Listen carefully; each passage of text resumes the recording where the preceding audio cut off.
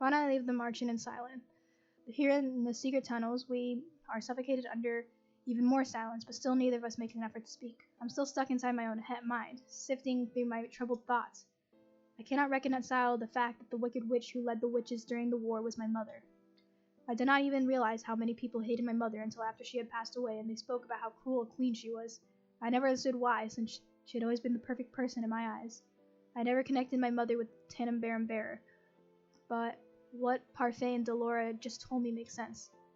Was I living a lie all these years? A lie that my mother crafted so that I remained cold and bitter even after she passed away?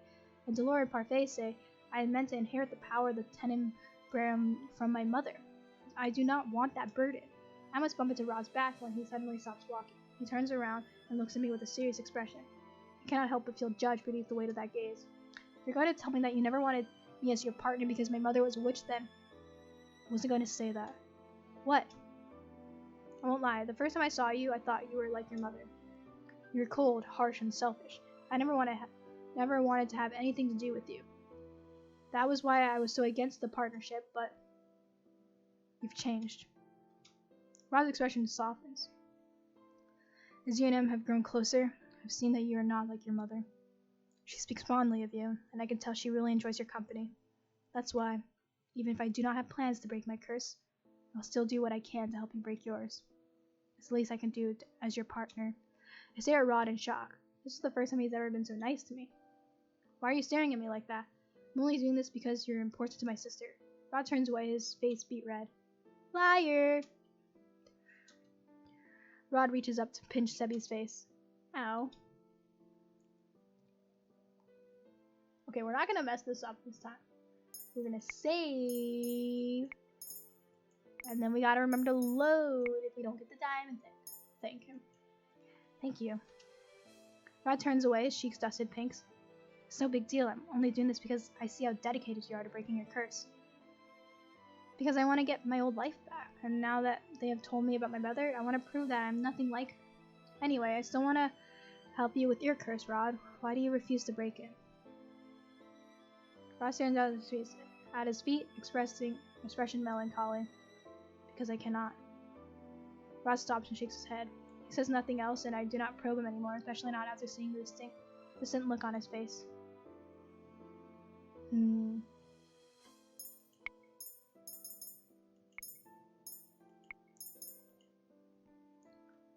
Complimented?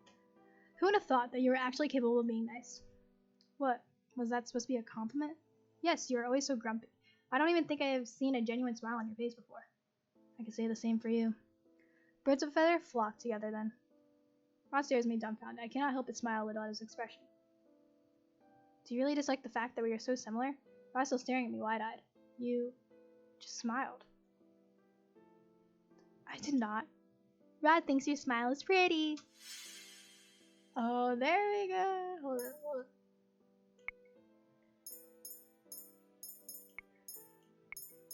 Yee. I do not. You two really are the same. I take a deep breath to calm the erratic beating in my heart. Anyway, I still want to help you. We walk through the corridor and back to our rooms after we say our goodbyes. I wonder what Rod was going to say.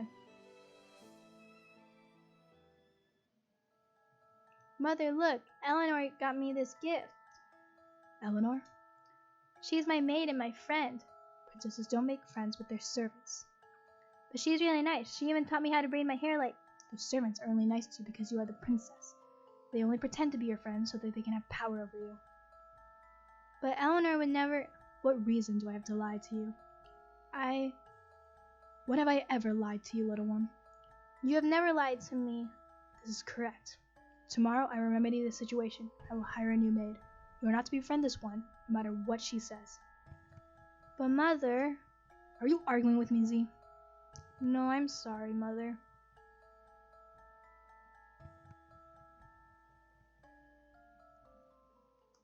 Well, those scenes make a lot more sense knowing that she's a witch. It has been days since Parfait and Delora revealed my mother's true identity, and the inevitable responsibility I am to have on my shoulders once I turn 18. When's our birthday, though? Yo, you gonna tell us when that is? Because we are 17, It's been a 3 months. I've been trying to ask the king about Mother, but he is even busier these days than he was before, and it's impossible to find a single moment in the day to speak with him. The fact that I'm a maid makes it even harder to garner his attention. When I am not on break, I continue to do my duty serving Emmeline. Right now, I am accompanying her as she practices her walk and posture. Ophelia has been helping her, pointing out any mistakes she finds. I know how hard this is, dear. I had to go through this training as well before I married the king. Emmeline allows her shoulders to slouch as she lets out an exasperated sigh. I've always hated these lessons. I had thought my posture was fine. This is supposed to be refined. And yet all these lessons I've been doing is hurting my back. Oh, Emmeline, you get the hang of this. You'll just need to keep practice. But Mother, I've had the same lesson before. Why must I do it again? Because you slouch when you walk, and that is unbecoming of a princess. Emmeline scowls at her mother, and Ophelia's frown falls as she bursts into laughter. Mother, you're not helping. The atmosphere in the room is far from heavy as Emmeline and her mother continue to conduct her lessons. It's almost the exact opposite of the lessons I had with my mother. Mother always got angry when I made even the smallest mistakes. I know this is hard, but as the crown princess, all eyes will be on you during the ball. People there would judge any small mistake you make, which is why you need to be in the top form that night. I know. Ophelia clasped her hands. All right, now to start again. Emmeline groans before heading to the far wall and straightening her back. She takes a deep breath, puts a book on her head, and begins to walk again. The book falls from her head on her third step. She sighs, moves again, and starts the process again. Neither of us break Emmeline's concentration by speaking. We stand idly by and watch as she tries time and time again. I would suck at that. Like, I have the worst posture. I'm surprised when Ophelia leans toward me and begins to whisper. See, I've been meaning to say this before, but I'm grateful that you are friends with my daughter. I look at Ophelia smiling with surprise. I never agreed to be her friend. You are not against the princess making friends with her servants? You are not against the princess making friends with her servants? Why would I be? Actually, I wish more of the staff that here wouldn't be so uptight, since I would love for Emmeline to be on good terms with the people who serve her. Besides, social status is never an obstacle to friendship. Ophelia shifts her gaze back to Emmeline, who is now picking up the book that has once again fallen from her head. No matter your occupation or status, a friend is always a friend. Oh my god, what a better mother. Right here. Thank you. Thank you. You've given Emmeline the courage she needs to face the many challenges she has ahead of her. In a way, you're like family, since you're always around us. Like family? Come what may, both family and friends are there for you and will accept you for who you are. Even before I was cursed, Emmeline was always trying to be my friend. That means she knew all along who my mother was and still wanted to be. Yeah, I figured that out before you did. Still wanted to be my friend. The thought makes me remember what Parfait told me about Mother threatening to kill Ophelia if the king did not marry her. Oh yeah, I didn't even think about that part. Yeah, like your mother threatened to kill her mother and she still wants to be friends with you. Like, that's how amazing Emmeline is. Yo, I don't wanna end up with Rod, I wanna end up with Emmeline, honestly. I turned to Ophelia, curious. Your Majesty, may I ask you what you know about the late Queen's rules? Ophelia looks at me quizzically, so I quickly add a thoughtless lie. I was not an Angel, and have only heard stories. I just thought it was so hard to believe that, well, with how peaceful things are in the palace right now. The kingdom... How did I just... Short-term memory. Memory like a goldfish. The kingdom was a dark place back then. People lived in fear under her rule. The king had no real power over Angel. The witches had free reign over the kingdom. They cast their fairy tale curses incessantly and on whim. We barely left our houses in fear of becoming cursed. Mother's reign was that terrible? The king still blames himself for the darkness that befell Angel during that time. This is why he works day in and out to stabilize the country and to put smiles on everyone's faces. I remember long ago how he told me one of the reasons he would always continue to work hard for the kingdom was because he wanted to make a brighter tomorrow for his children. Oh, you slipped up there. Do you know? Do you know? This whole thing is just me being like, do you know? Do you know? I'm like suspicious of everyone. Ophelia looks confused for a few moments and brushes off the awkwardness with a small chuckle.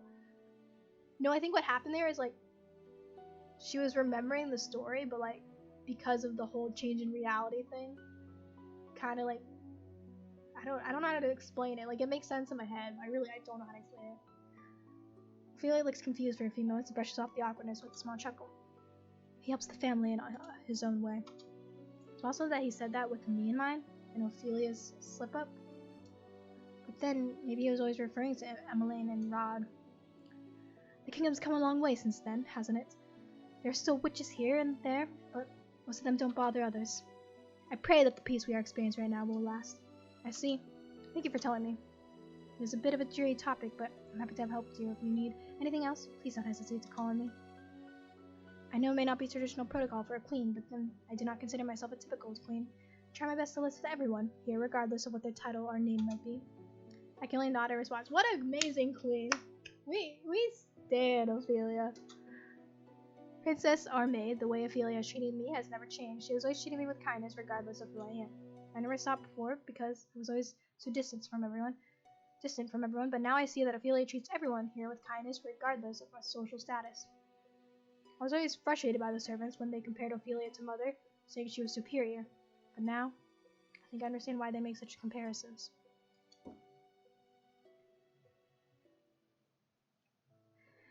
Emmeline dismisses me after her lessons, and I begin to head immediately back to my room, and I have just turned a corner when I notice Sir Alcaster standing before me scowling. You witch? Watch where you're going, child. I quickly avert my gaze, not wanting a confrontation. He always looks at me so strangely, almost like he can see into my mind or something. Wait, what did that say? I quickly avert his... Wait, what?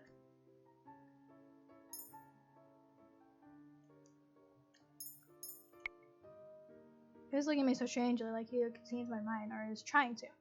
My apologies, Sir Alcaster. Sir Alcaster nods his head at me swiftly before walking off. Your pardon, Princess. Oh, you let it slip! I turned to stare at him, but he has already turned the corner. Yo! He knows! I knew it! My blood becomes cold. Was that just a slip of the tongue? How else could he know that I'm the princess? Is it possible that he is cursed? No, somehow that does not seem right. But if he does not have the fairy tale curse, could he be the witch that Delora warned me about? What reason would he have for unveiling his identity then, unless he just wants to intimidate me further? It occurs to me that Fritz still remembers who I am. Did he tell his father about me? No, because he wouldn't believe it, right? No, he's definitely the witch. Now I'm even more curious about whom I should trust. Z? I jump when I hear Rod call me. His expression slowly increases with something that looks like worry. You're pale. Did something happen?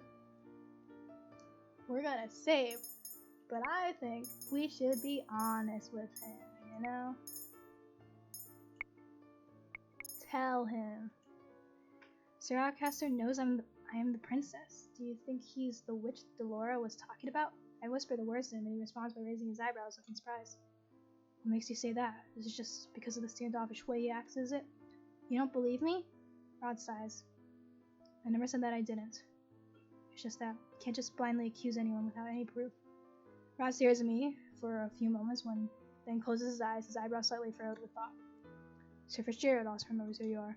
I do not want to be so suspicious of Fritz, but I think blindly trusting him would be right either, given these circumstances. You need to stay vigilant around him. If anything happens to you, come talk to me about it. You're worried about me? Rod averts his gaze from me. There we go. Of course I am. Wow, you're actually being honest. What? Rod glares at Sebby before pinching his cheeks. Anyway, I must leave now. I have a dance to practice for. Dance? But you already know how to dance. What do you have left to practice? Rod does not answer and only walks away. I decide to follow after him. Why did you follow me? I shrug. I want to see you practice. To be honest, I want to see him dance. I already know that Emmeline is very clumsy when it comes to dancing. Besides out of the one practice when I have never seen Rod dance. Emmeline always gloats on his behalf, but I have yet to witness Rod's supposed talent with my own eyes. Our dance together was so short, I barely had any time to judge him. I do not practice with an audience. Why? It is my preference. Rod is easily embarrassed. Rod groans and pinches one of Sebby's cheeks lower. Sorry. Rod reluctantly releases the bunny with a sigh. I noticed you have been talking more lately, Sebby. Oh, that's because Rod has been saying things that contradict what he thinks or feels. So he makes a sound of defeat as Rod once again pinches one of his cheeks. Rod stares at me with wide eyes, and I stare back, beginning to panic. What is wrong? You smiled again. I put my hand to my mouth, flushing. I was smiling again? I never even noticed. It was a pretty smile, Princess, right, Rod? Rod quickly turns away, cheeks slightly pink.